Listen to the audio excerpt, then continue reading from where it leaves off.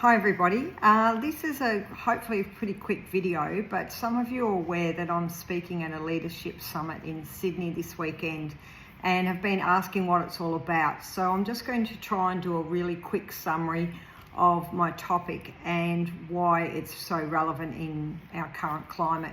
So the presentations on why natural health practitioners need to be in the GLP1 space supporting their clients. So for those of you who are not aware, what I'm talking about is injectables that are appetite suppressants. So your likes of Ozempic and Mounjaro and all the other ones that are available.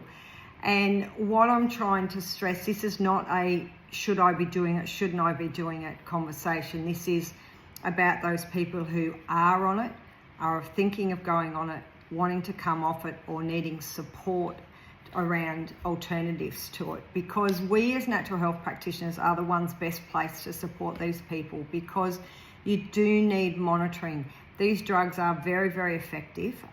They can be a fantastic bridge to healthier lifestyle patterns, and I've seen that because it switches off the food noise and people then can make sustainable lifestyle and dietary changes.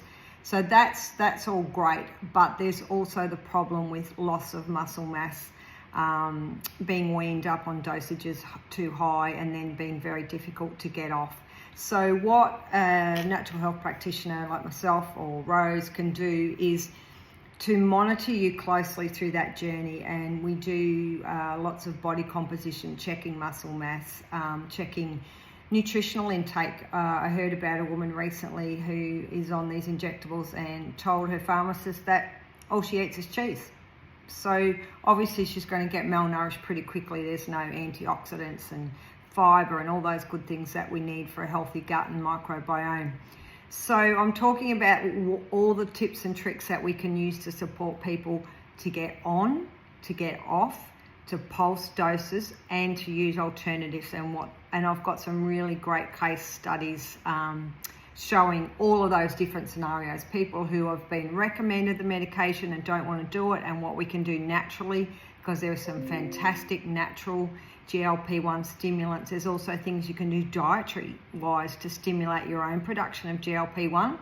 So if you are on these medications or considering it, it's really worth seeing someone who is up to speed on how these drugs work and what the benefits are and how to maximize the benefits, and what the negatives are and how to prevent the negatives, because I do think we can come to a happy place where you get results with minimal doses and minimal side effects. So that's what my presentation's about. It's actually targeted at other health practitioners and just sharing the supplements I use, the dietary advice I use, the how frequently I see people, how I monitor their progress and their muscle mass, etc. So just to, and this video will also go out in our newsletter, which is all about diabetes and pre-diabetes and preventing all the complications that come with that very common chronic lifestyle disease. But I just want to share a couple of little snippets of recent successes just to give you a clue as to what can go on. So I had a gentleman came in 3 visits ago, so 3 months ago.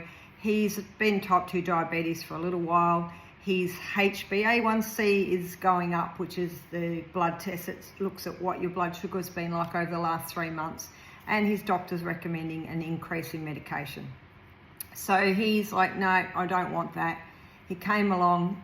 I've only used 2 supplements in this gentleman, but some really significant dietary changes around snacking, which initially he thought was his throat was cut because he hadn't gone without smoko in his entire working career. No smoko, no snacking between meals. So we did some dietary changes and some metabolism support with natural medicine. And his HbA1c, when he came in with this news from his doctor, was 7.5, and now 12 weeks later it's 6.5. So the target range for well-controlled diabetic is a HbA1c under 6.1.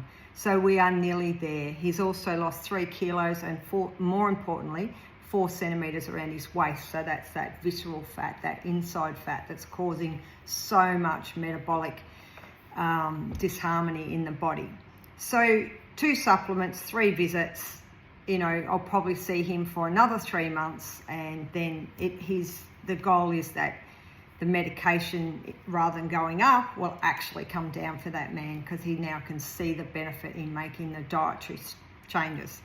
That's one example. Another man came in late last year.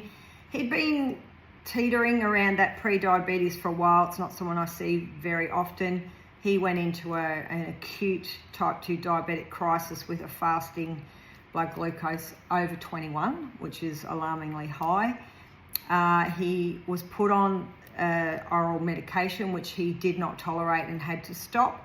So over a couple of visits, we got his blood sugar fasting to 12.4 and then 5.6. And we did that again with 2 supplements and some dietary advice. Again, the dietary advice was confronting for him. It was around smoko again and what he was doing with his drinks. But he's managed to turn the corner and turn off that type 2 diabetes completely. So it is a diet and lifestyle disease. So intervention in both of those fields will yield results. So read our newsletter. If you click through, we've got lots and lots of fantastic links about it. If you're wondering what all this hype's about, or you've been suggested to try the injectables and you want support, please reach out. I've been in this space for over a year now and really getting fabulous results in supporting people. So thank you and have a great day.